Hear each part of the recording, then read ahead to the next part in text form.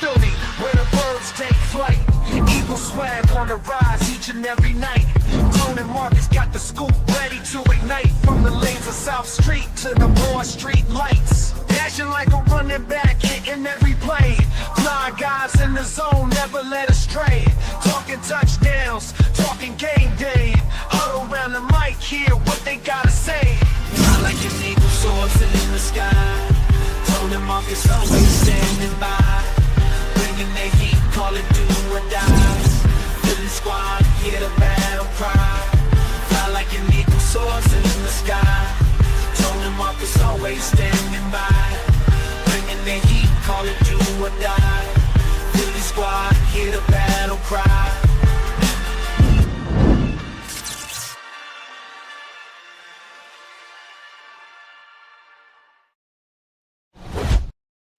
Oh, what's going on? What's going on, Tone? What's going on? It is on and popping. It is Howie season. Folks Yes, are going sir. crazy, crashing out in their feelings. And it is another glorious day in Philadelphia. What's going on, my guy? This is what it's all about.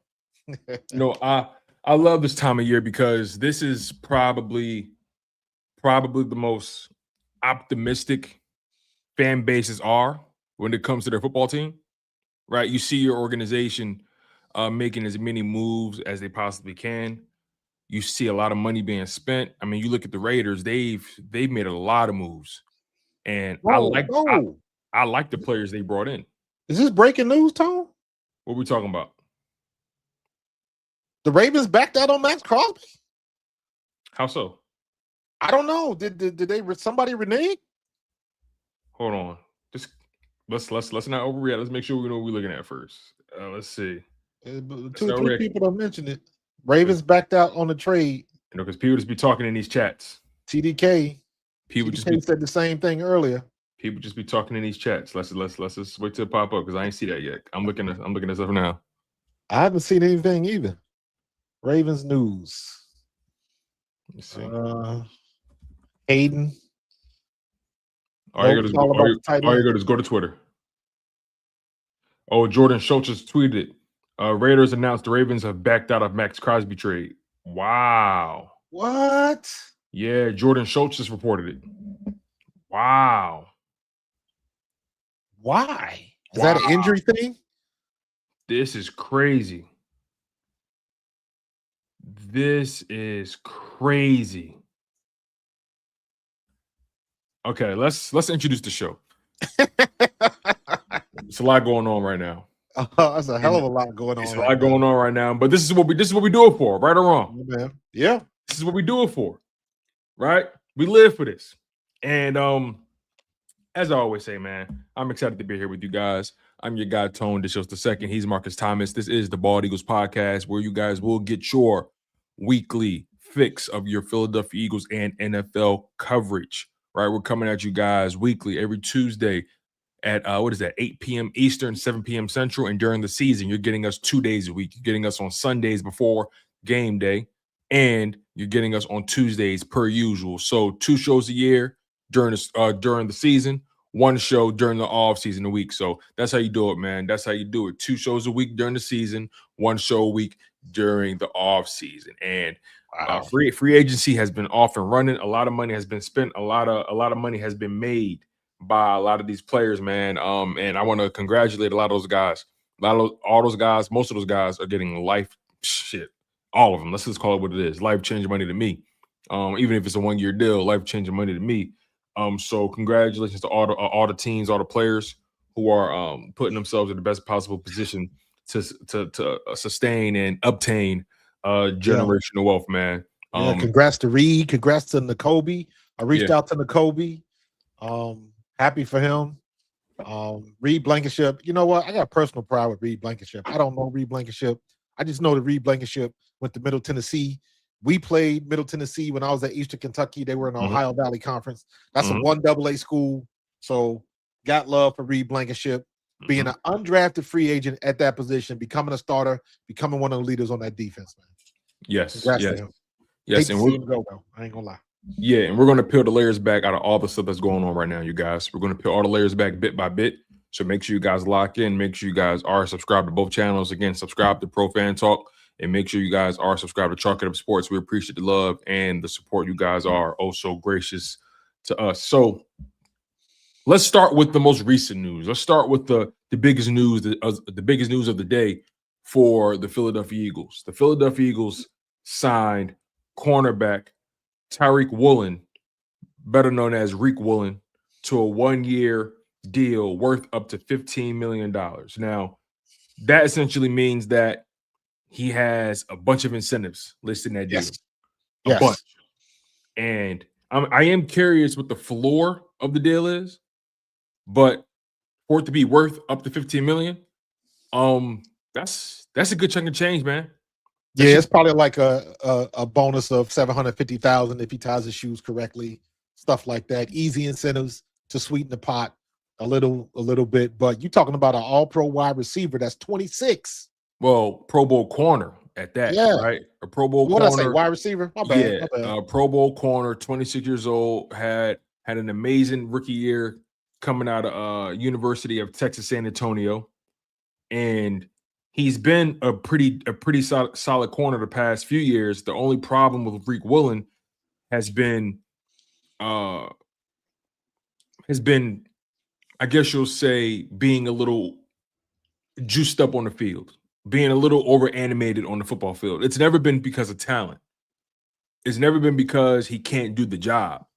You know, the reality is when he's focused, when he's focused, when he's on, he's on.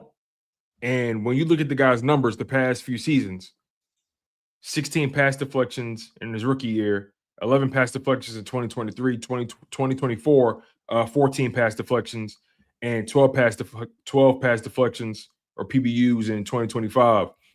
53 PBUs over the course of 4 seasons. That's a lot. That's a lot. And this guy has 12 interceptions over the past 4 seasons, right? That's an average of 3 interceptions a season. Not bad. He is an outside corner. He's not somebody that's, you know, that you're going to be unsure about where he fits. He is a boundary corner. The dude is what? 6'4", 210 pounds. Did we say 26 years old? 33-inch arms, a 79-inch wingspan. He's 6'4"? 6'4", ran a 4.26 at the combine. That's my kind of guy right there. With a 42-inch vertical. Quinyon is 6'2" and ran a 4.3. I like the tall corners. You got 2 corners on the outside who have length. They're rangy. They're tall. They got the wingspan. They got the vertical. They have the athleticism. They have the pure speed to stick with any receiver. Yes. You got one with great speed and one with elite speed. Anytime you in the 4.2s, that's elite. And on top of that, Tyreek Woolen has been one of the best man-to-man corners since he's been in the league. I believe he had the best man-to-man coverage rate in the league last year. I want to make sure I got that correct, but Tyreek Woolen has been a guy who's done good things in this league for just from a pure talent and production standpoint. He's played a lot of football. Again, I understand that he has had his moments on the football field, but look, 2022 played 98% of the snaps, 2023 85% of the snaps, 2024 90% of the snaps, and 2025 78% of the snaps. This guy has been healthy. This guy has barely missed football games, and he's somebody you want to see out there. He's young. He's hungry. Yeah. Looking to prove it, trying to get paid after this season by somebody. So you know he's coming into this season motivated.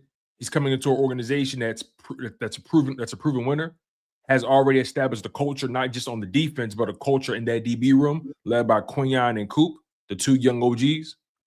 So this is a very good situation for the Philadelphia Eagles. It's a good situation for Tyreek Woolen. It's a fantastic situation for that DB room because it takes a lot of pressure off Quinyon, takes a lot of pressure off Coop, and you solidified, at the very least, your top 3 starting corners on this football team. So I'm pretty excited about what this means for the Philadelphia Eagles defensively. I also think that this tells you that maybe they weren't as impressed with the cornerback market in the draft. Or maybe they feel like the guy they want or one of the better guys won't fall to them. Because, I mean, when you look at some of the top prospects, I mean, you have that safety. You have that safety who's quite literally the bell of the ball right now. I forget my man's name. Caleb Downs. Yeah. But you got Mansour Delaney, the cornerback out of LSU. He's projected to go top 10, top 15. You also have Avion Terrell, who's projected to go maybe top 20. You have Jermod McCoy, who's projected to maybe go top 20. So the Eagles probably look at it from the perspective of they may not be able to secure one of those young guys on the outside, but also when you gamble on a rookie at corner, you're putting a lot of money on the table. I say that because, and I got you next, Marcus. I don't want people to get used to what they saw with Quinyon and Coop. Yes. That's not something you should get used to. That's my question. Whoever they would have signed, is it better than Adoree Jackson? Yes. Ringo? And the answer is an obvious yes. Obvious yes. It's better than any corner they have other than Quinyon and Coop. But with all of the box checking that we got, size, speed, length, arms, wingspan, we got everything. Attitude, physicality out there. You got attitude and physicality. We got a CJGJ level attitude at corner, and that can play and match up the talk. That's perfect. That's perfect for this defense. So again, try to tell people, everybody in their feelings, everybody crashing out. How come we didn't sign this person? How did we let this person get away? How did Carolina steal Jalen Phillips? And that everybody got all these questions, and how we just sitting back there with his hands together, like, just relax. Why do y'all doubt me every year? Man, let that dude work. He understands, and we got to understand that there are so many conversations that happen behind the scenes that we don't know. Schefter don't know. Rappaport don't know. Nobody knows. We're talking about the whole situation with Maxx Crosby. You don't know what that situation is. Did he fail his physical? Was it something else going on? Who knows? But we're gonna find out very soon, because that's a lot of money left on that table. Yeah. And that changes the dynamic for a lot of things. Is Howie on the phone now? Is he trying to figure out what really happened? Is it something that we can deal with? You know what I mean? So it is so many things up in the air right now. Yeah. I want you to bring something on screen. I got it right there waiting in the rafters. Gotcha. But I mean, you said a lot there, right? And that Maxx Crosby deal falling through just sent shockwaves through this market. Yeah. That's not something to overlook. But before we even really tap into that, because I want to stay Eagle-centric for a little while. Just look at Riq Woolen's production from the 2025 season. Again, he played almost 80% of the snaps for the Seattle Seahawks. 80%, though. And that was on the down year for him in terms of just snap count. But this is the fewest yards per coverage snap. Outside corners and man coverage in the 2025 season. Riq Woolen allowed 0.5 yards per coverage snap. Quinyon Mitchell allowed 0.6. You have arguably two of the best man-to-man corners in football. Two of arguably. You know, you can bring up Pastor Tane if you want. You can bring up Stingley if you want. You can bring up a lot of those guys. But at the end of the day, I'm always gonna put my money on Q Mitch. Always, because he's proven he's a first-team All-Pro. Hey, listen, that's on the resume now. That's on the resume. And he elevated his game from his rookie year. It's a shame that we wasted that season by that defense, but it is what it is. You live and you learn. But two of the top guys in terms of fewest yards allowed per coverage snap from the previous season, and they're young, entering their primes. Riq Woolen, 26, right? Quinyon Mitchell's what, 24? Yes. I'm saying right now, I went in and I turned on, I'm watching his 40 time. Ran a 4.26. He ran a 4.31 was the first one. But even if you in the low 4.3s, that's still considered elite speed. But the 6'4", bro, the 6'4" with that wingspan, that picture you got, man, he looking like Gorilla Grodd with them long ass arms, man. He said that wingspan is ridiculous. My man said Gorilla Grodd. Oh my God. Yeah, he ran a 4.31 and a 4.30. But guess what? If you 4.3 flat, bro, stop. At 6'4" again, that is ridiculous. Yeah. And we got him. We got him. He a bird. Yeah, so I really, really do like this move for the Philadelphia Eagles. I think this is a low risk, high reward move. It tells you, right? It tells you they don't have time for patience at that DB spot. They're making it abundantly clear this is going to be your starting corner this season. Right. Last year, they left it up for debate. They left it up to conversation. They left too much up for preponderance. This will be your starting three corners: Quinyon Mitchell, Cooper DeJean, and Tyreek Woolen. No question. Period. We know who our starting corners are in March. We are solid, bro. More than solid. And that is the big deal. That is a very, very big deal. No need to go into the season with uncertainty. Go get a guy who's proven, young, hungry, plays with an edge, and has a proven track record of sticking with the best of them. And is coming off of a very productive season despite the on-field issues that he may have suffered from. He's an emotional player, but he plays with attitude, and he's not going to let you chump him. Is he worse than CJ? If he's not as bad as CJ Gardner-Johnson, we can handle anything. You know what I'm saying? Honestly, me personally, like, CJ really had one moment that really made us scratch our heads on the field. That was when he got ejected from the Commanders game. He's a guy that's going to talk, but yeah, I mean, CJ had a couple close calls. He had close calls, but yeah, that's the price you pay when you have guys on the team like that. You toe that line. Yeah, you're right. I'd rather have guys that I got to pull away from the edge than I got to push to the edge. So listen, man, he's been in the league long enough to know you don't want to put yourself or your team in a situation where it's going to cost him. And he's in the same locker room with Jalen Carter. Jalen Carter can speak on that very eloquently. Mm-hmm. So that's not a situation you want to be in. And this is not the place to do it in. Yeah, and that's the thing. The Eagles, to your point, the Eagles are a pros organization. You get what I'm saying? They are the type of organization, and when you walk in the building, you feel the prestige. You feel the accountability. You feel what the mission is. Right. There's no mistaking, there's no half-stepping what their goals are when you go into that Philadelphia Eagles building.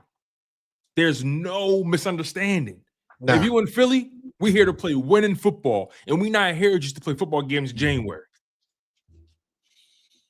They know exactly what they want to do, what they need to do, where they are, who they're with, the city they are in, and their expectations. Exactly. And he's coming from another well-respected organization with the Seattle Seahawks. Fresh off a Super Bowl ring. He's a Super Bowl champion, so he understands the journey. He understands what's required to get there. You feel me? He understands the trek. It's a marathon, not a sprint. Facts. Throughout in the playoffs, my man had he played in 3 games, had 4 PBUs, 8 total tackles. And let me double check the snap count in the playoffs. Oh, they ain't got that on here. But the bottom line is he played in all 3-day playoff games, had 4 pass breakups. So I like this move for the Philadelphia Eagles. This is a very sturdy move. Young, ascending player who has talent. Talent never been the question with him. Nah. And honestly, I'm glad that's not the question. And he has a clean bill of health. That's the most important thing, if you ask me. That's a very big deal to me. And you can't push him around physically.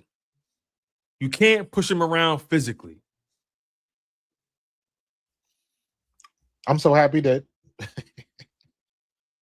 we got that size on the team now. Yeah. In the Super Bowl, Riq Woolen had 4 total tackles and was just sticky, man.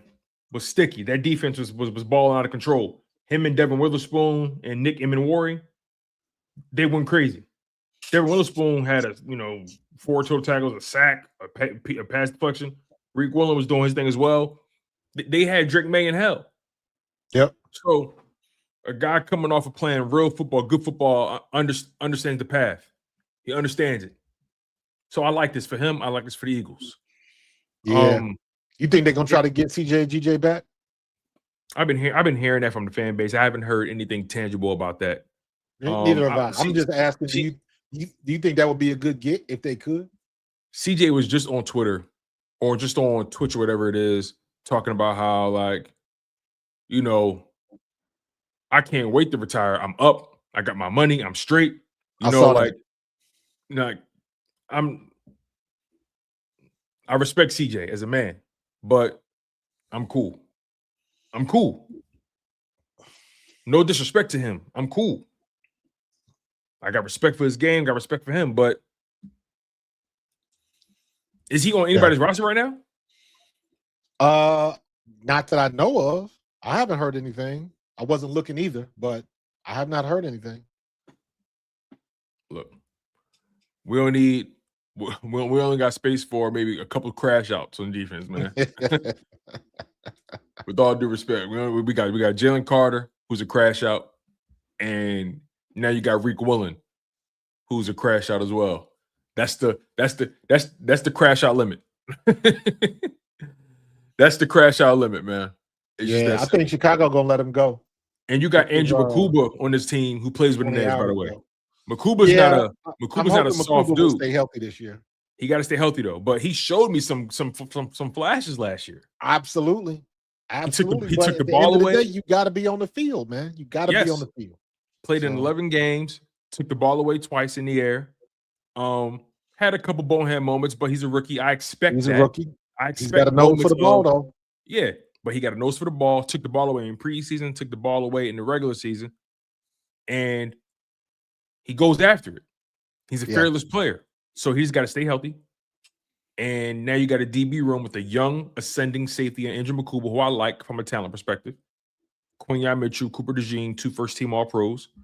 Riq Woolen, a former Pro Bowler. One of the stickiest corners in football, which is just true. It's not opinion. It's just the fact. Yep. You got to figure out that safety position opposite Nakobe. You have to figure that out. But this move definitely says a lot about maybe what they're targeting in the draft, in particular in the first round. Cornerback, you can wipe that off the board in the first round.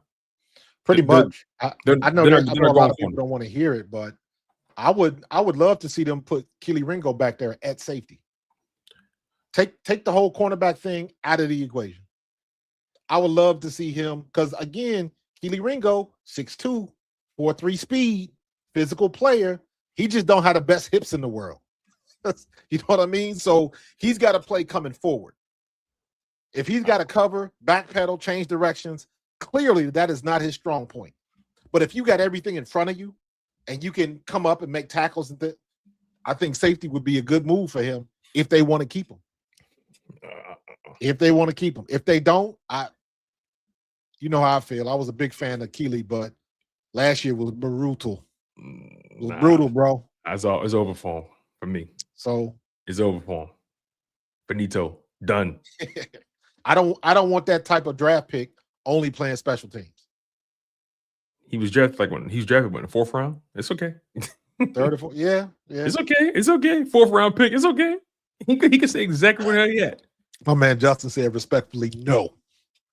He can stay exactly where he is. It's okay. Everybody can't go.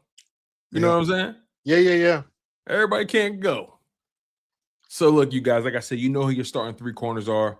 Riq Woolen, Quinyon Mitchell, Cooper DeJean. Love it. All right, the Eagles did make another move. They brought in a depth piece at the tight end spot. Obviously, we know they have no players on this roster at tight end. They decided to bring in blocking tight end Johnny Munt to a 1-year deal, 6'4", 243, 31 years old. This guy is strictly a blocking tight end. That works for me. He's not catching any footballs, you guys. So it's not a move to get excited about. But it tells you what their thinking is in terms of building that room. I also saw a tweet that the Philadelphia Eagles are bringing back Grant Calcaterra. Calcaterra, yeah. Put him in the weight room.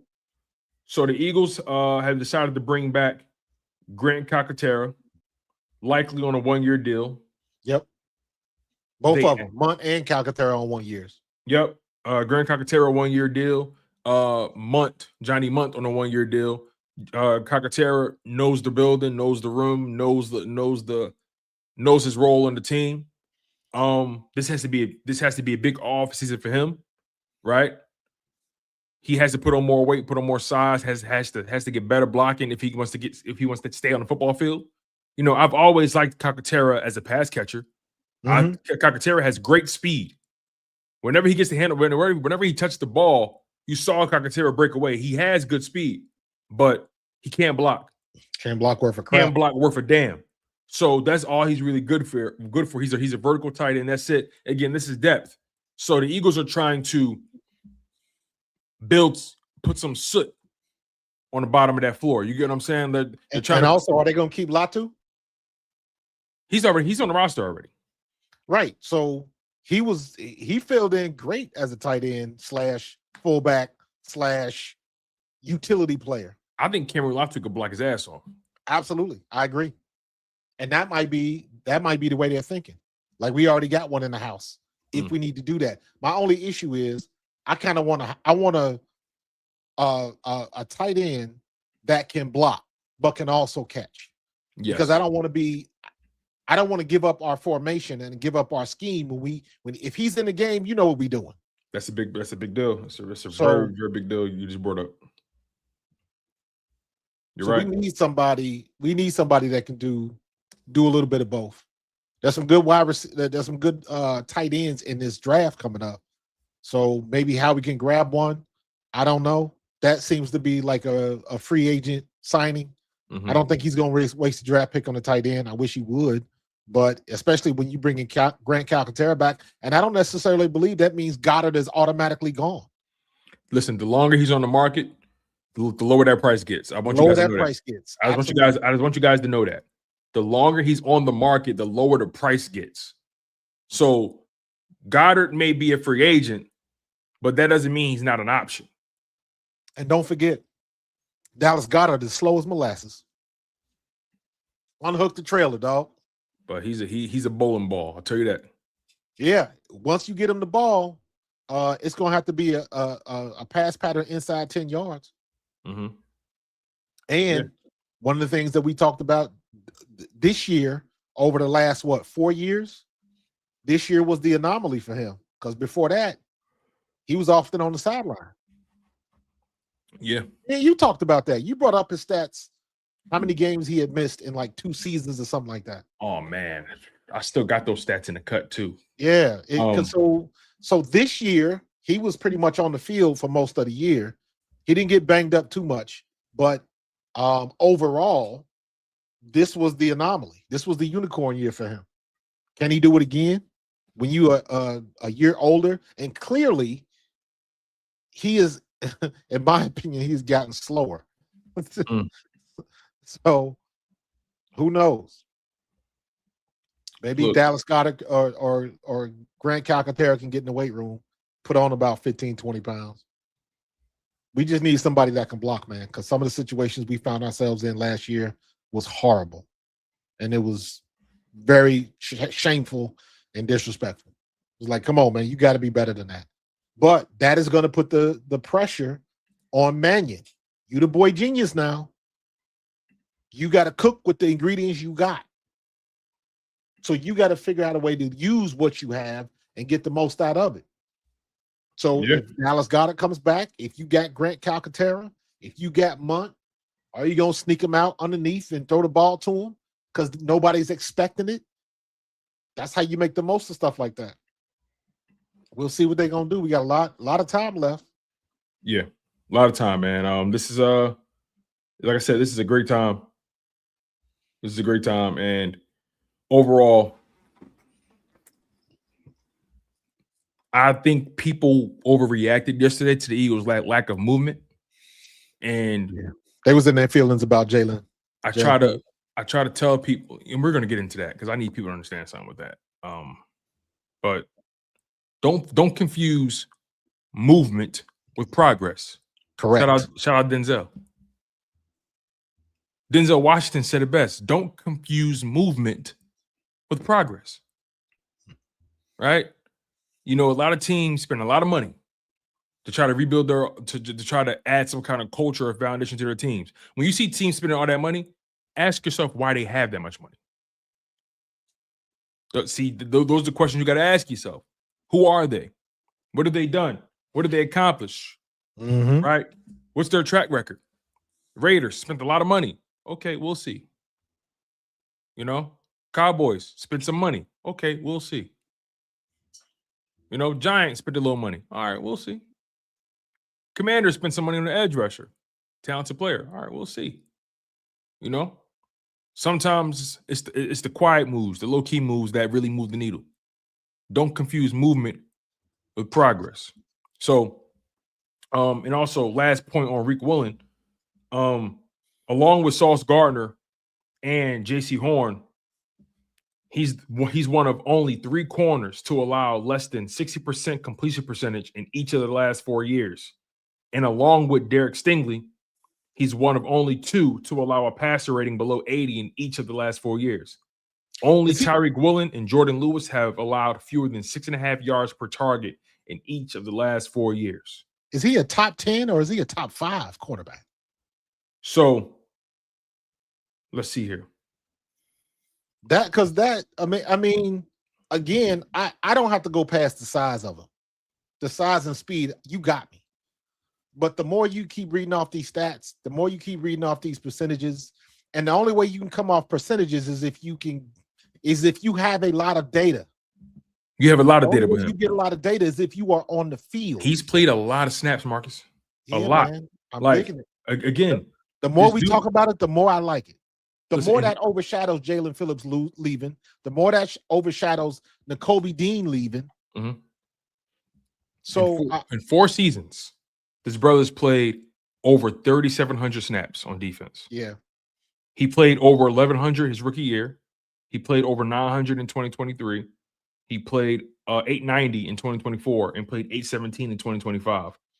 This past season was a career low in snap counts. But this man, when he is on the field, the Seahawks, they know what he is. Yeah. They know he's good. They know he could play. But sometimes he could be a bonehead. He got his money though. So, and also we got to keep in mind what Howie Roseman said. This is going to take us right to the losses they had in free agency. Right. Howie Roseman said this. He said, "We want to build a team that every year has a chance to compete for championships, that drafts really well and signs their own players and just sporadically goes into free agency. That's what we're trying to do. And sometimes, as much as you want to add from outside and you want to change it up, you've got to make a decision to keep the players you know have played well and are part of your culture." That's how you build sustainability. You see, correct. When you see a team that's bringing in 5, 6, 7, 8, 9, 10 guys to free agency, they have no culture. They're trying to just become relevant.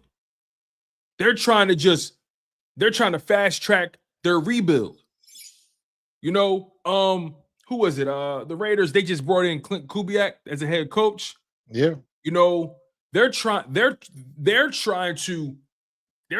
get back to at least being competent right now. So when you think about it from the Philadelphia Eagles perspective, they've drafted well.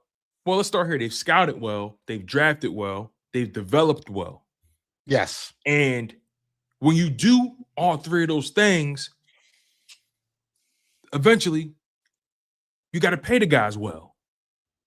And if they can't pay you well, they're going to make sure they put you in a position where somebody else will. That's what happened with Nakobe Dean. Like we talk about the coaches. That's what happened with Nakobe Dean.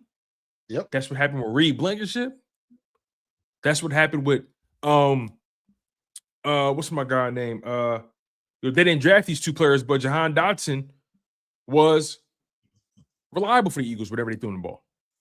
Jalen Phillips, when the Eagles traded for him, he affected that defense. You saw the numbers may not say it right. The numbers may not say it at face value, but if you watch the football games, you saw what he added to that defense. Now, let's get to the losses, right? Jalen Phillips. Let's hang around there for a second. Because this is where it gets interesting for me, right? Jalen Phillips left to the Carolina Panthers. 4 years, $120 million, $80 million guaranteed, average annual salary of $30 million. The highest, the biggest deal to come out of free agency thus far. That's probably will be the biggest deal of the free agency market of the free agent season. What was your thoughts on the Eagles losing Jalen Phillips to the Panthers for that amount of money? I wish they would have kept him, but I understand. Howie had his price. Probably didn't think that he was going to get that much money on the open market. And when he got it, Howie was like, take your money, get your bag, because you ain't getting it here. Howie had his price set, and if it goes above that price, we out of it. Howie's consistent with what he's doing. I did not want to see Jalen Phillips go. In my opinion, even though his stats weren't the best, he paid dividends. You know how I like to say, sometimes you don't have to make the play to make the play. That's what Jalen Phillips was. He was in the mix. He was forcing quarterbacks off their spot, making things better for Nolan Smith or Jalen Hunt or Jordan Davis coming up the middle. He did what he was supposed to do. Immediately, he paid dividends. So I liked him, but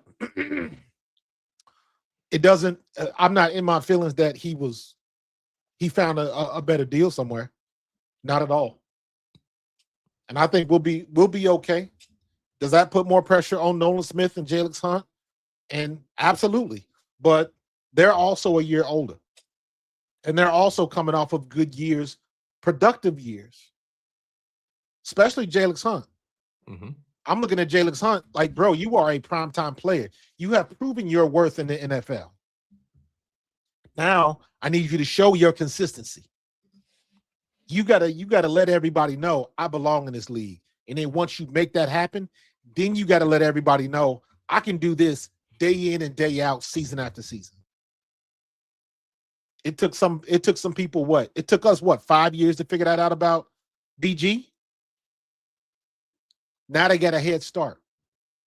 And it's in our culture. You got the confidence. I know what I can do when I put my hand in the dirt. And let's just roll with that. So, was he expendable? Yeah. I still wish he could have stayed, but that's the nature of the beast.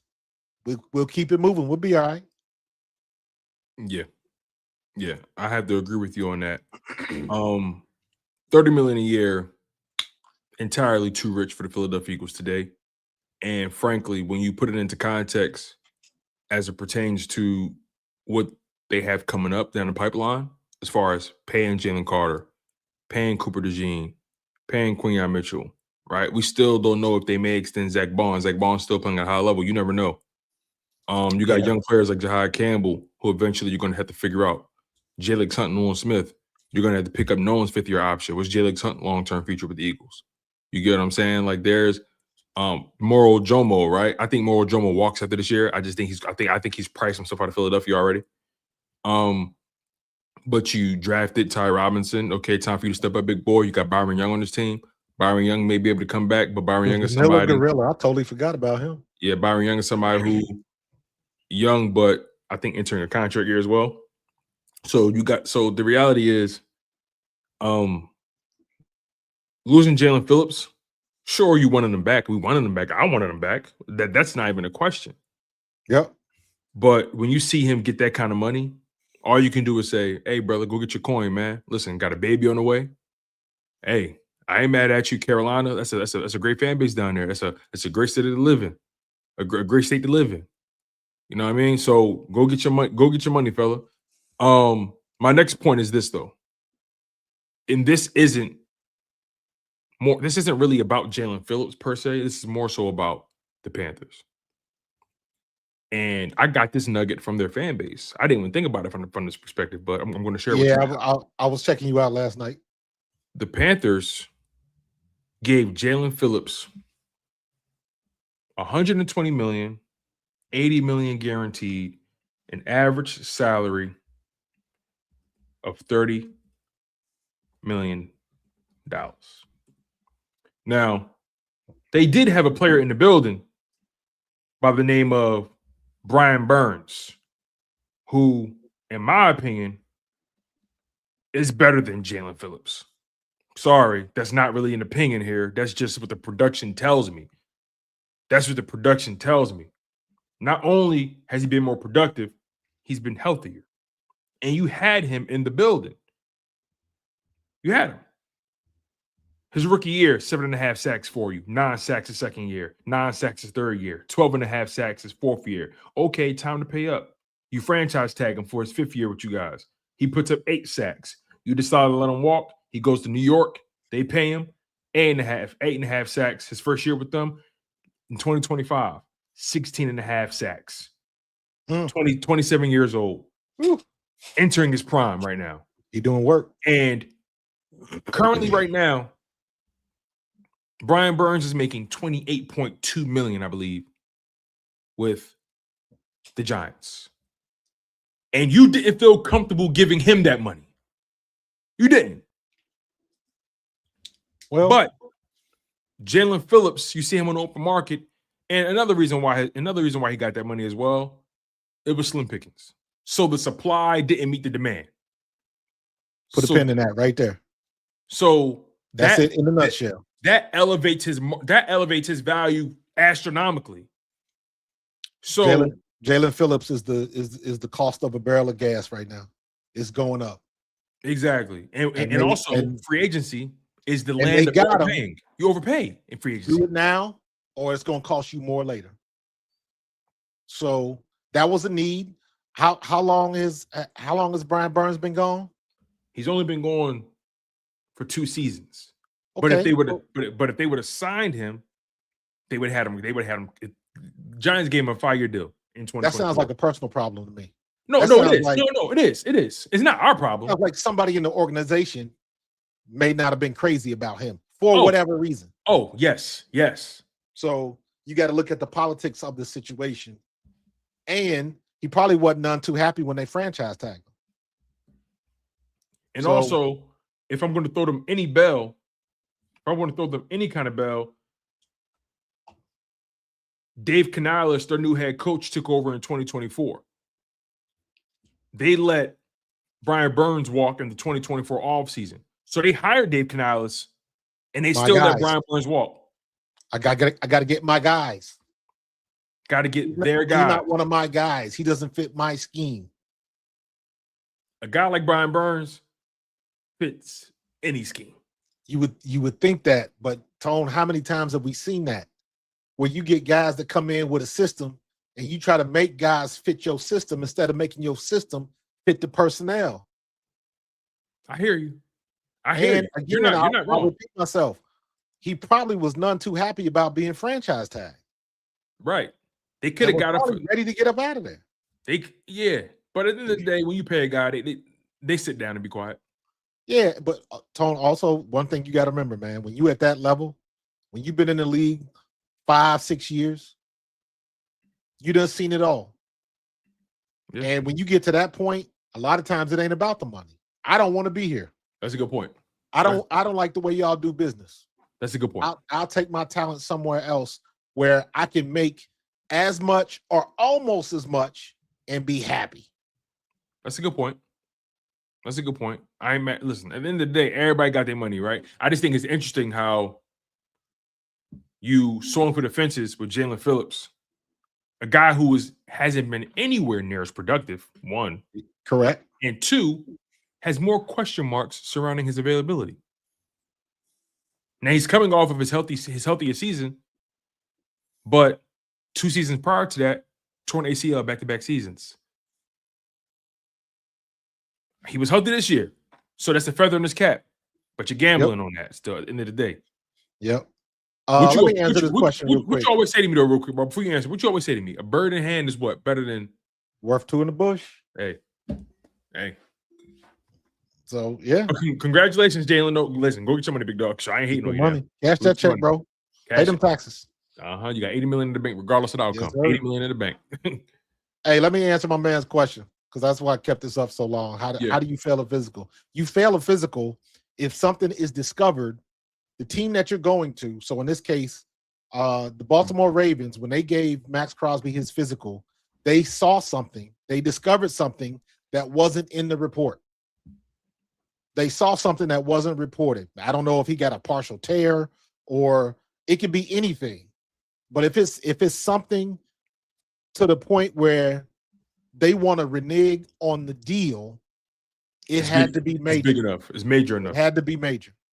So, and if it is major, is it something that was just undiscovered? I doubt it. If was it something that was hidden? Was it something that he was dealing with and he thought he would rehab in the offseason and maybe he didn't rehab as hard as he thought he was going to do? Or maybe he thought just rest was going to heal it? Whatever the situation is, whatever the reason. When the x-rays came back, the Baltimore Ravens saw something. They put the kibosh on that. It was like, no, we're not taking damaged goods. So to answer your question, that's how you fail a physical. When they find something in their physical, when they look at everything and they find something, they say, no. When you buy a new car and you walk around and you see a flat tire, you don't drive the car home. You tell the dealership, either get me a new flat tire, a fresh new tire, or give me my money back and I'm walking. And that's what Baltimore did. Let's call it what it is, man. The Raiders try to hit a lick. Let's call it what it is. The Raiders try to hit a lick. The Raiders tried to hit a lick. They tried to pull a fast one. They almost got away with it too. If it wasn't for those, what they say? They would have got away with it pesky too. Kids and that damn dog. If it wasn't for those meddling kids and that stupid dog. Kids and that pesky dog. They try to pull a fast one. And they knew they were selling damaged goods. Yes. They gave Crosby all that money, and they was like, fuck. Yo, so here's the question I want to know. Who's pissed now? Are the Ravens pissed? Is Maxx Crosby pissed? Because now he got to go back to the Raiders. Like, who's pissed right now? I think the Raiders are the most pissed team. You wanna know why? They just spent a lot of money in free agency and thinking they would get Maxx Crosby off their books. What were they getting back from Maxx? Or was Maxx a free agent? They was getting like 2 firsts or a first and a second. They was getting something crazy. This close to the draft too? Yeah. Let me see. You just messed up their whole board. You just obliterated Ravens board. Let me double check it. So, is it gonna mess up their Mendoza pick? I don't think that's gonna be a good pick either. I think Mendoza is gonna end up being just a guy. You think so? Yeah. Wow. I could be wrong. I just don't see him. I mean, look. I just don't see him lighting up the NFL. Yeah. Yeah, I mean, look, ultimately, man, this is what happens. This is what happens, man. I'm trying to see. Okay, here it is. The Ravens will now get the number 14 overall pick in April's draft and their first round pick in 2027 back.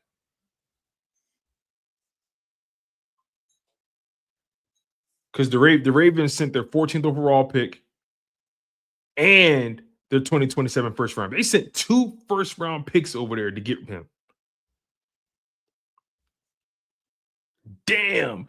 Yo, you know what I think? So wait a minute. So without that trade, does Vegas have the number 1 pick? Everybody's been talking about Vegas getting Mendoza. The Raiders had like 2 first round picks in the draft already. Gotcha. They already had. Listen, they got a lot of picks. Don't know what to do with it. This is weird, man. Somebody been asking too. Does that affect the Nakobe Dean trade? So the Raiders had the Raiders had the Raiders had the number 1 overall pick, right? And if that trade would have went through, they would have got Baltimore's 14th overall pick. So now that that trade has been rescinded, Baltimore gets their 14th pick back. Raiders still pick number 1 overall. Gotcha. But this may have been a blessing in disguise for Baltimore, though. Listen, this may have been a blessing in disguise for Baltimore. I'm just saying. And the Raiders, they spent a lot of money. And remember, none of those contracts are official yet. Yeah. None of those contracts are official yet. They're all handshake deals. Now, I'll tell you this now. Whatever that issue was in the physical, if they try to trade him again, you can't hide that. They're not getting back what they got from Baltimore. Hell no. That price just went drastically down because of this failed trade. Boy, I tell you what, man, every year you see something new, bro. You see something new. Golly. That's just you don't see people renege too many times, man. You don't see that. This is crazy, man. This is nuts. But yeah, so Jalen Phillips left and Nakobe left. Congratulations to Nakobe. Got some good money. Nakobe went to the Raiders on a 3-year, $36 million deal, $20 million guaranteed, with an average annual salary of $12 million. It all remains to be seen, though. I don't know what this means for the Raiders' long-term prospects. Reed Blankenship signed a 3-year deal worth $24.75 million, $16.5 million guaranteed, with an average annual salary of $8.25 million. With the Houston Texans. Congratulations to Reed. Got married. That ain't that much money either. Just got married. Baby on the way. We could have ponied that money up. We could have ponied that money up. But did you want to pony that money up to Reed Blankenship? I wouldn't have minded. To me, Reed Blankenship was one of them dudes that he done proved his worth. What else you want? Because anybody else you bring in is a gamble. I think the Eagles are looking at it from a perspective of if they're giving out any long-term deals, it's going to be to that core 4. Yeah, I don't disagree with it. Right now, all I'm saying is if they would have paid Reed Blankenship, I would not have been mad about it. Because I think he's played his way into that. He got his money, but when you look at his deal compared to everything else that's going on and everybody else at his position, that is a middling contract. He ain't breaking the bank. No. That salary is a footnote to any organization. So I'm saying that simply to say that Howie could have finagled the contract where he could have made that money and just wouldn't have looked like it. He could have done that if he really wanted to. They ain't had much cap space, but I get what you're saying, though. The bottom line is they didn't want him. That's my point. And I wanted to. I'm glad you brought it up like that because I wanted to bring this up. I wanted to bring this up in regards to AJ Brown. And I'm looking at it as a comp. Look at what Miami did with Tua. Miami is eating $99 million. And what I say to that is, if you want something to happen bad enough, you will find a way to do it, regardless of the cost. And that's what I keep telling people with this whole situation with AJ. Stop listening to everything you see on ESPN because somebody said they heard or their reports. Like, no, ain't nothing changed with AJ. Nothing has changed with AJ. They were talking with people before the combine. They were talking to people during the combine, after the combine, yesterday, today, and will be tomorrow. Nothing literally has changed. And I don't know if you saw my video. I put a video. I was waiting for I was in the Texas Roadhouse parking lot, and I was listening to WIP, and I was like, hold on, man. They were talking about AJ Brown like every time he walks in the locker room, he ready to fight. And I'm like, what the hell are y'all talking about? Like they were careful not to say that, but the insinuation was so strong. It's like you talk like he is just this horrible cancer every time he walks in the room. And it's like, that's far from it. And again, I got to go back to these thin-skinned ass Philly fans.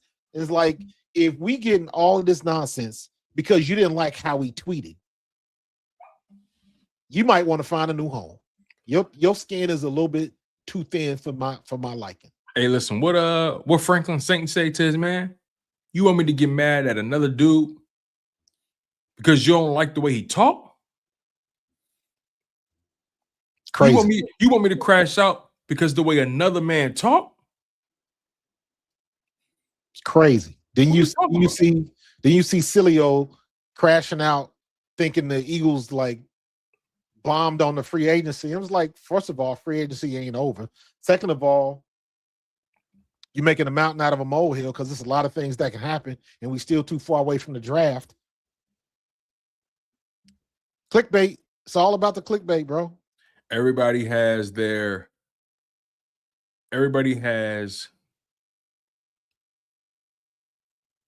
everyone has their own method to their madness. Man, Tom, we're gonna have to get shirts that say we are not AI, because everybody be going to Chat GPT for these damn commentary and narratives, and I'm like, man, what the hell are y'all listening to, dog? I don't know. I don't know. I don't get it. I don't understand it, man. I'm not, especially, and I always go back to we are the team that was the cause of the T.O. Donovan McNabb debacle, and we saw that. We had a front row seat to that. So we know very intimately what diva behavior looks like, and this ain't it. Which is why I always get bothered when it gets spiced the way it does. Like, look, yeah, man. Look, if AJ, because like I'm kind of in this weird place where I'm like, hey, look, if they're gonna make the move, they would have. Here's the reality, right? Because you said something earlier. Miami took that massive dead cap hit for Tua, right? If you want something to happen bad enough, you'll make it happen. You'll find a way to do it. The Philadelphia Eagles took at the time the largest dead cap hit in NFL history when they decided to trade Carson Wentz.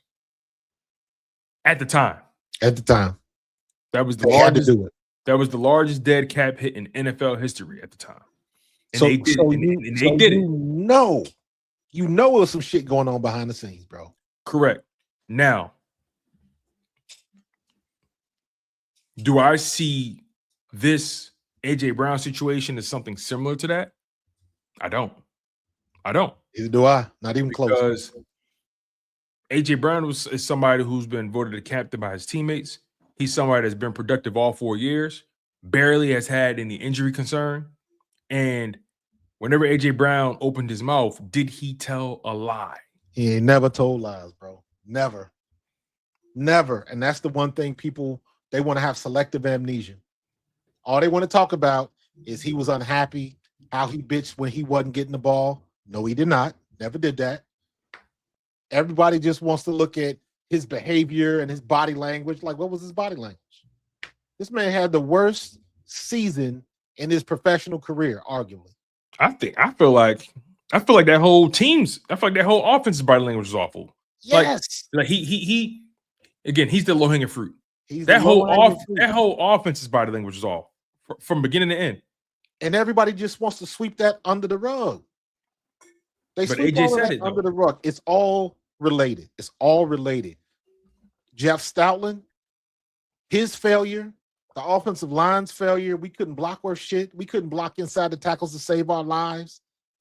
The offensive scheme, and even though it's bad, I won't say it's bad, but I agreed that Kevin Patullo should have gotten fired.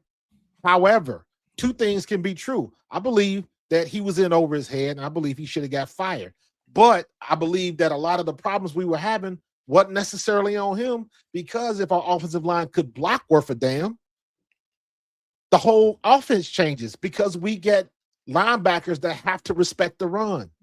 but we couldn't run, not to the inside anyways. So that pigeonholes the offense. So while I wasn't crazy about Kevin Patullo, that wasn't his fault. So you can kind of go both ways with it, but at the end of the day, it is not all on one person. It's not all on AJ. AJ dropped some balls, and yes, he had the worst possible game in the worst possible moment. It happens like that sometimes. But Devontae had some drops too. Dallas had some drops too. Jalen made some mistakes too. Cam Jurgens, do we even need to go into that conversation?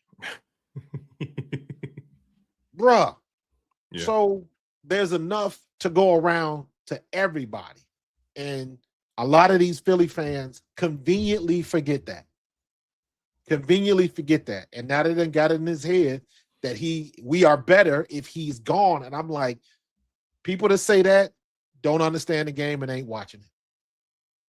They're not watching it. Or they got this elitist point of view, like it has to go my way because I know my way would work. And I'm like, man, I wish I could go get Wanda Maximoff and she could rewrite reality. So all of these idiots that think they know what they're talking about, just magically make them all GMs and watch they franchises fail because they don't know what the hell they're talking about.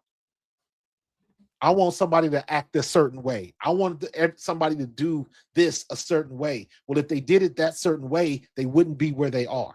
They had to do it the way they did it. A.J. Brown had to operate the way he had to operate to be this good. Mm-hmm. You got to take the good with the bad. And his bad ain't that bad. Yeah. Y'all better stop messing around.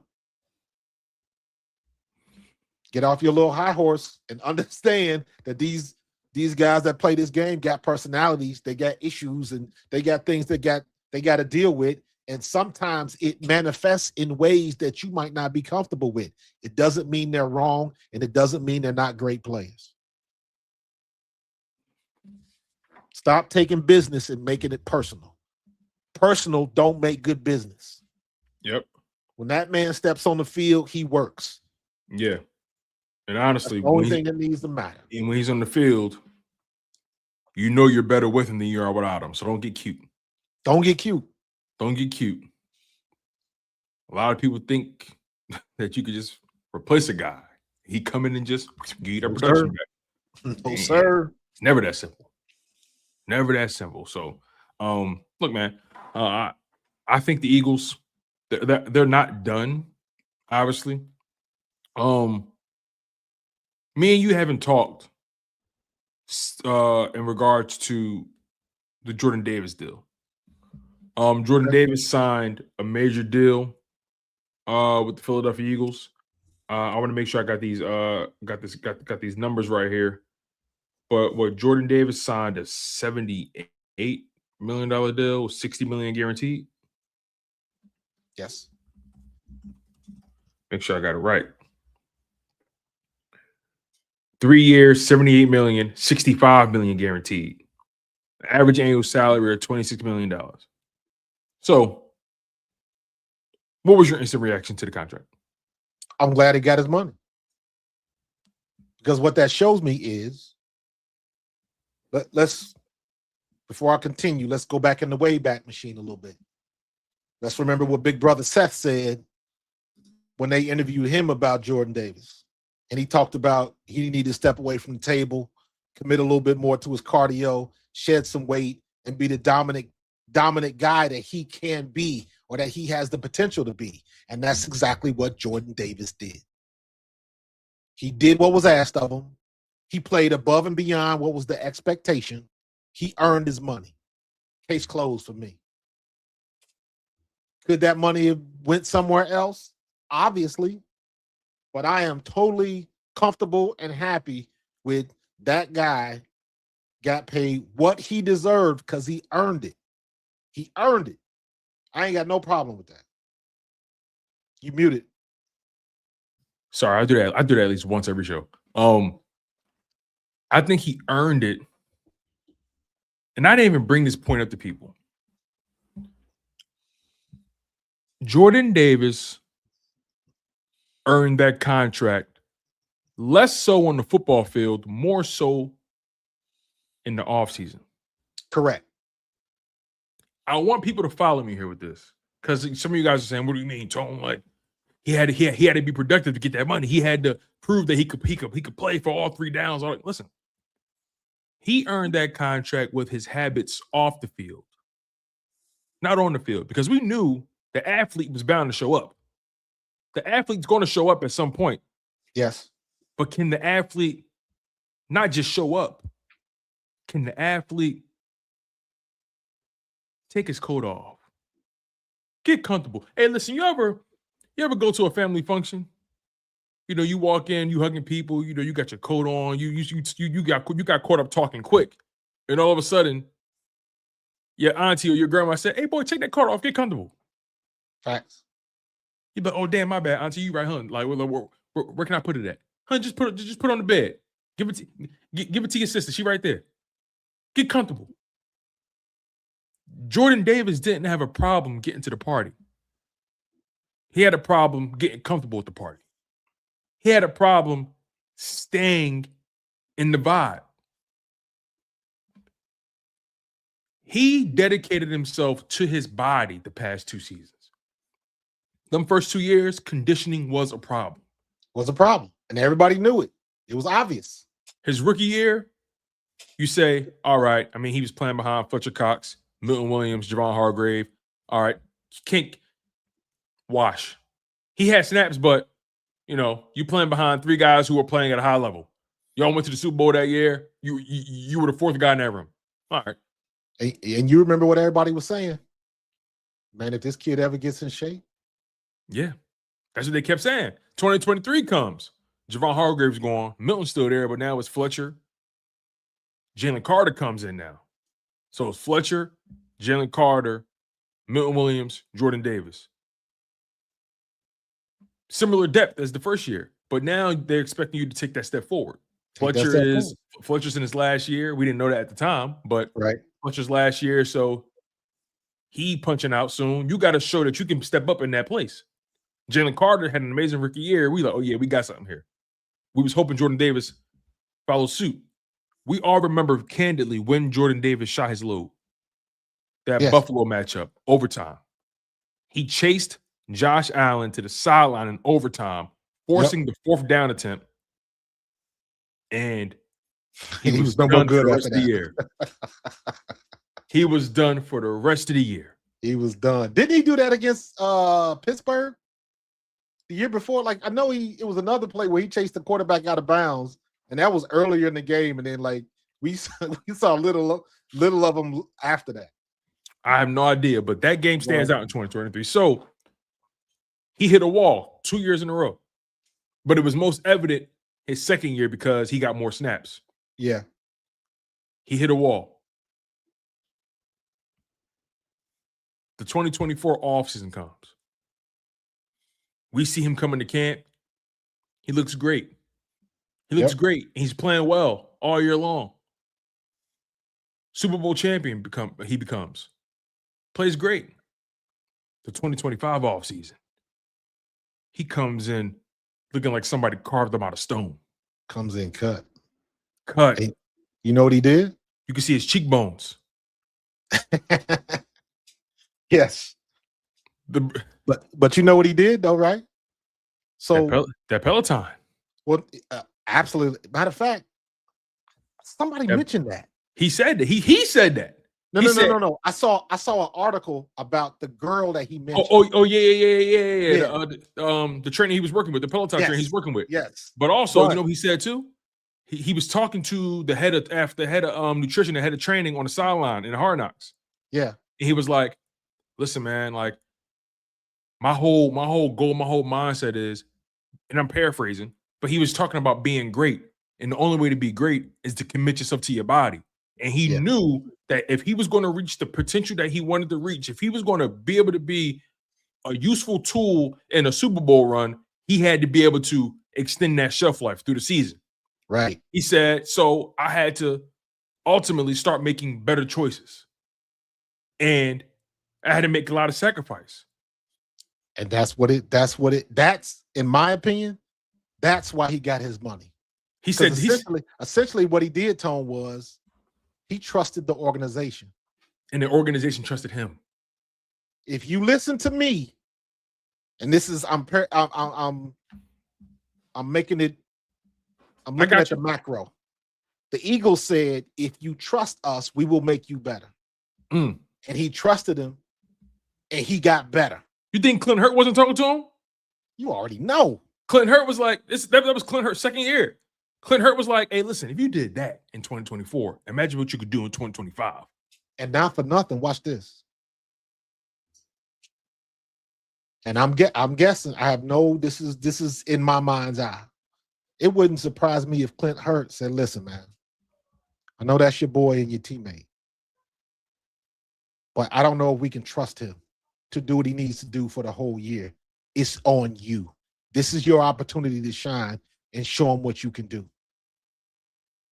When he got kicked out of the game, then he gets hurt. And, hey, Jordan, I don't know what your boy going to do. That's not my problem. But what I need you to do is to step up. Played all 17 games. All 17 games. He's blocking kicks. What? Yo, Marcus. This motherfucker blocked the kick. had the wherewithal to scoop it and ran off. 70 yards, 65 yards? He ran away. He did get some help from blocking, but he ran away from him. He got some. You guys got in the way, but he already had the lane. They just had to make sure he stayed within the guardrails. Jordan Davis, he's the guy. He is the guy that the Eagles organization going forward will look at some of these rookies and will use him as the example. You see him right there? You see what he did? That's what you see how much bread he just made? You cooking. That could be you. You cooking. You know, I'll take it a step further. You know how, and you've been in the league. What's one of the things they always tell you when you get to the league? Find your vet. Yeah. Find your vet. Absolutely. And sometimes your vet isn't the highest paid guy. Sometimes your vet isn't the guy that gets all the stats. Yeah. Or all the snaps. Or the vet ain't even in your position. Right. Maybe you were drafted in the first round. Your vet is a 7th round pick who's been grinding out every year, but he's been in the league for 10 years. Been in the league for 7-8 years, but he's a grinder, and teams want him. Maybe he's been on a few teams, but he's valuable. Is the reason he got a job. Find your vet. Jordan Davis is the guy that, like you said, when they walk into the building, the rookies, listen, you see him? Rookie season, 350. You know what he is now? 330, pure uncut diamond. That's what happened when you work hard. You feel what I'm saying? That's what happened when you work hard. That is what happens. We, as an organization, Philly sent the message. We applaud that. Absolutely. When you commit yourself to you, we commit to you. Absolutely. That's a big deal. And that has to send a message to Jalen Carter. You want your money, big dog? Hey, you see it. You came into the 2025 season out of shape. Everybody knows it. Baldy called you out, and Baldy does not like to call out players. He's very selective. But when he see you and know what you can do, he holds you accountable. Baldy's like that. Absolutely. He said Carter came in out of shape, and you saw it. You were the new it guy when you came into the league, and you didn't let your boy surpass you. Nobody's fault but your own. And guess what? Only surpassed you based off preparation. Because I still think Jalen Carter at the peak of their powers, Jalen Carter's better. At the peak of their powers. Yes. Let's not get us twisted, Eagles fans. At the peak of their powers, Jalen Carter is the better player.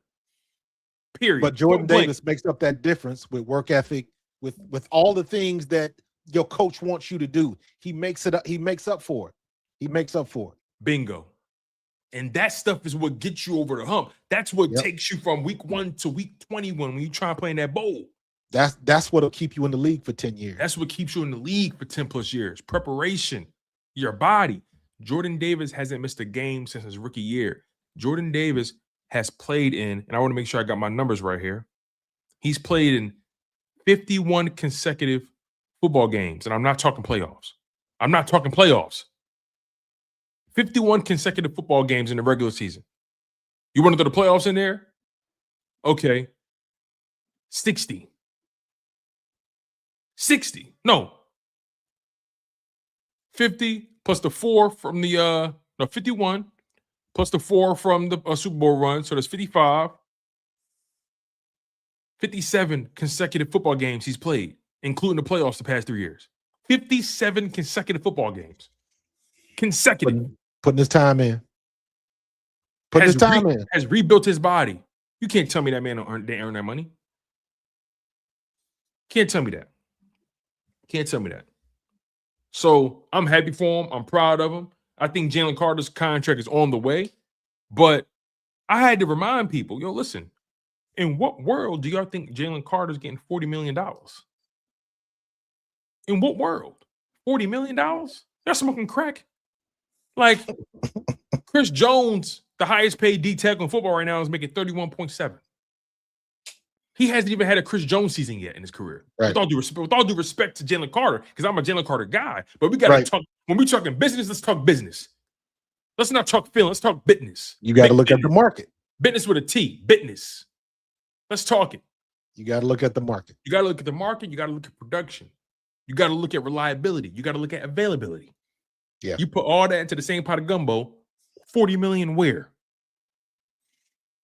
You know what they said to me? They said, well, Eagles wouldn't even made it to the Super Bowl without Jalen Carter. Yes, you're right. He went crazy in that Rams game. He went crazy on that last drive. He went ape shit. Yes, he did. Thank you. Thank you for doing your job. What have you done for me lately? Thank you. This is the NFL. It's the NFL. He's coming off a season, only played 11 games. One of the games he missed because he spit on a man. Let's not forget that. That was huge. Yeah. That was huge. Somebody in the live chat several days ago tried to say, Tone, what you mean Jalen Carter's an enforcer? I'm not paying somebody $40 million to be an enforcer. Are you smoking dope? An enforcer is somebody who barely gets snapped. You send him in just to sock somebody. Yeah, you want him to be a goon. So you send him in just to smack somebody real quick and get sent right back to the bench. We need players that can establish that line of scrimmage, and he couldn't do that this year, partially because he was hurt. Yeah, and then when he came back, he looked good. He looked fresh when he came back. He looked fresh. But at the end of the day, he has to, you want that bag, you want that, because I think, again, at the peak of their powers, Carter's better. You want that 28, 29, $30 million deal. You want that? Hey. Now you know how to get it. You know how to get it. Jordan Davis told you how to get it. That's your big bro. He was here before you. Absolutely. We'll see what he's gonna do this year. We'll see. But I don't think the Eagles are done. No, not even close. I think they're going to try to bolster their roster. They're going to try to supplement their roster with you. You're going to see the Eagles are like the kings of like 1 year, 2 year deals. They're the kings of that. They're going to supplement their roster, and then they're going to try to find their long-term impact players in the draft. That's what they're going to do. And hopefully, if you hit on a guy in free agency that does more than what you expect, hey, that's even better. Low-risk, high-reward signings, build through the draft. That's how you have sustained success. Keep your homeboys at home. Pay the guys that got you there. Scout them, draft them, develop them, invest in them. Yeah, man. We gotta. Our Super Bowl window is not closed. Far from it. But I think the most important puzzle piece right now is what Sean Mannion is going to do. So, yes. Do you think they need to? So, yesterday, I brought up their needs right in the draft. They just brought in Riq Woolen. They just signed 2 tight ends in free agency, right? Depth pieces, 1 year guys. Like, I think they're going to draft the tight end higher this year. I do. I hope you're right. I think they draft the tight end in their. Do I think they're going to get Tyreek? No. But we need somebody that's that hybrid. We need somebody that's big like that, that's strong like that, and fast like that. Because we have to be able to. We need somebody to put on the field where you don't know what he's going to do. Yes. he can handle a wide 9 technique, or he can swim you and go for a 10-yard out to get the first down. We need that guy that can do both. Munt is not that guy. Calcaterra is not that guy. Calcaterra is a one or the other guy. Technically, Munt is too, because he's a blocking tight end. Probably not the most physical guy in the world, but he ain't running no quick slants on you. So again, we're kind of pigeonholed with what we have, but that is going to play itself out when we get to camp. I would love to see them draft a tight end. There's some good tight ends in this draft. Yeah, you got Quinyon Sadiq out of Oregon. He going top 15 though. Yeah, most likely. You got Eli Stowers out of Vanderbilt.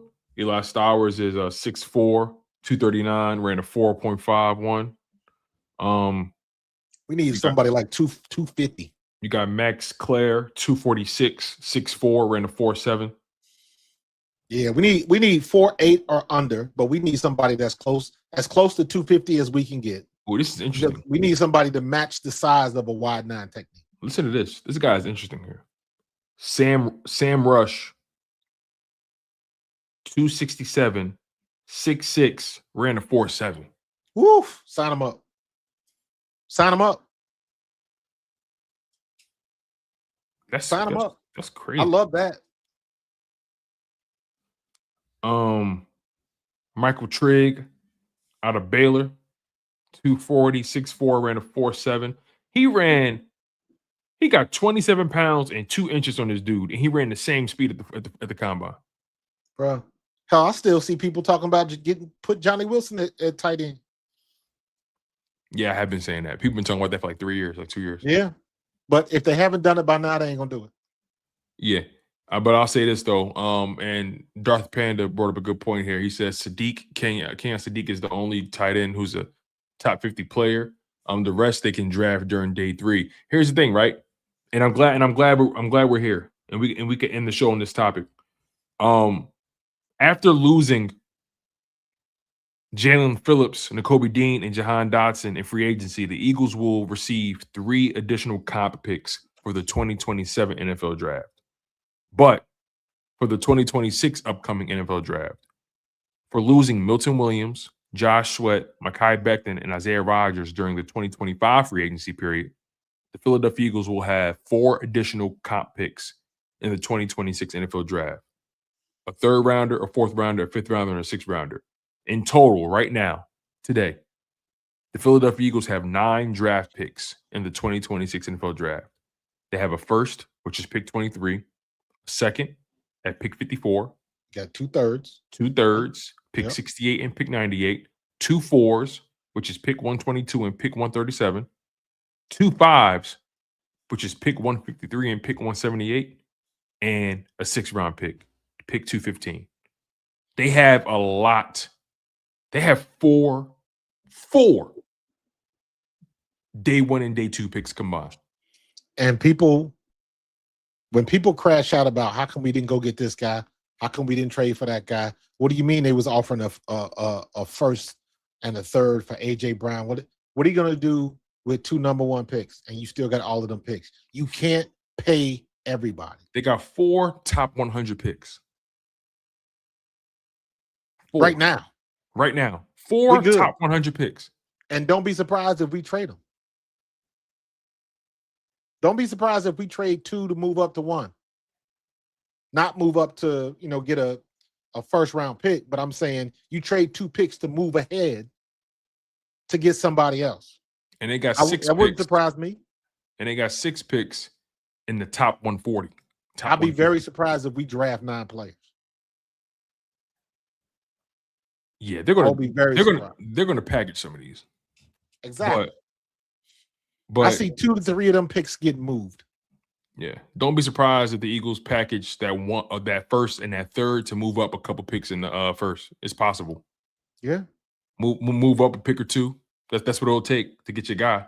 And we gonna start hearing a little bit more, because like it always happens, we're gonna start hearing more about the offensive linemen that we looking at, because in past drafts there were some receivers and some tight ends, skill positions that looked very enticing. And it was like, wow, he's still on the board. Wow, he's the offensive lineman from Michigan, offensive tackle from, that's Howie's MO. Yeah. And also keep this in mind too. Fortify that offensive line. That 3rd round pick they got, not the comp pick, but the one they had, that's the Jets' 3rd round pick. That pick is pick 68. That's the top of the 3rd round. You can get a borderline 2nd round talent in the 3rd round. Somebody's gonna drop. Somebody's gonna drop. I think they draft their tight end either with that 68th overall pick or that 90th overall pick. Man, it's somebody's gonna be Shedeur Sanders just at a different position. Watch. And we're gonna be having the same conversation. Like, how did this person drop? How did we get here? But I'm glad we are. Because I can get this guy that's a projected late 1st round or 2nd round pick, and all of a sudden he falls to the 4th, 5th round. I'm gonna scoop you up, man. Let me make you a good home in Philly. Here's a cheesesteak. Let's go. Let's get to work. And I want to remind people that the Eagles did sign Riq Woolen, Tyreek Woolen, former corner for the Seattle Seahawks. They signed Riq Woolen to a 1-year deal worth up to $15 million. They also signed a tight end, Johnny Munt, likely going to be either a camp body or a depth tight end that can block. He's not a pass catcher at all, so he may not even make the roster. You never know. So, Eagles are still sifting through what's left in free agency. They brought back Grant Cacatera on a 1-year deal as well at tight end. They understand that they have no tight ends under contract. You go get two tight ends quickly in free agency to 1-year deals, cheap contracts, likely veteran minimums, nothing too crazy. Yep. And at that point, you draft a guy that's probably going to be your future at the position. I think you have to. You can't keep putting it off. You have to draft the tight end right now because the tight end market is even cold. David Njoku is the most appealing name. You're going to overpay for Njoku. The thing that scares me about that is that makes too much sense. And teams, Howie included, have a hard time doing what makes sense sometimes. So we'll see. Yeah. And I know we've mentioned Tyreek Woolen's personality sometimes being an issue. His focus being an issue for the Seahawks in the past, and that's why his snap count went down. And look, Josh Jobe went over there and ultimately started getting his snaps, and ultimately Josh Jobe is somebody they kept over Tyreek Woolen. They let Riq Woolen walk. But here's the thing: Riq Woolen, I think, at the peak of their powers, is a better player than Josh Jobe. I just think Josh Jobe is a better soldier than Riq Woolen for them. But here's the difference: we'll cross that bridge when we get to it, bro. Not just crossing that bridge when we get there. I trust the Eagles' infrastructure. I trust Vic Fangio. Yes, correct. We didn't even touch. This is the first time we said this man's name off string. I trust Vic Fangio. Vic Fangio is not the one. He's not the one, not the two, not the three. You feel me? That man is a Super Bowl winner in DC. He's proven. He's earned his stripes in his league. And he demands respect. And he demands precision. We got the culture, man. And you got other corners in that building who are already following suit. So get in line, do your job, play at the peak of your powers, and somebody will pay you. Pretty much in a nutshell, bro. Shoot. Do what you got to do. Eagles may be able to finesse a little 3-0 out of you. Who knows? We'll see. Got a lot of time, man. A lot of time, you guys. But that's the show. I'm going to keep my eyes to the wire. Yes, sir. And see what the Eagles do. I think done. I think that's all we're going to see, at least for tonight. Oh, yeah, tonight. But, yeah. Wednesday, Thursday, and Friday is going to get lit. Yes. Yes, it is, you guys. Yes, it is. So we really do appreciate you guys. Thank you guys for donating to the channel. Thank you for the super chats. Thank you guys for becoming members. You guys are truly, truly phenomenal human beings, and this thing doesn't move without you guys. So make sure you guys continue to smash that like button, continue to comment after the live stream as well, right? We always love our people who watch the stream after the fact. You guys are fantastic. You guys always come in with fresh perspectives, and I always try to read the comments and get to you guys. So make sure you guys are subscribed to Pro Fan Talk. Make sure you guys go subscribe to Chalk It Up Sports, where no matter if we win or if we lose, we just got to charge it to the game. He's Markus Thomas, a.k.a. Coach Marcus. I'm your guy, Tone DeShields II. This has been the Bald Eagles Podcast. Fly Eagles fly. We are not AI. Go Birds.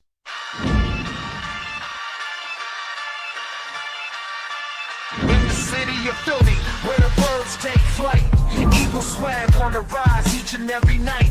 Tone and Markus got the scoop ready to ignite, from the lanes of South Street to the Broad Street lights. Dashing like a running back, hitting every play. Blind guys in the zone, never led astray. Talking touchdowns, talking game day. Huddle around the mic, hear what they gotta say. I like an eagle soaring in the sky. Tone and Markus always standing by, bringing their heat, call it do or die. Philly squad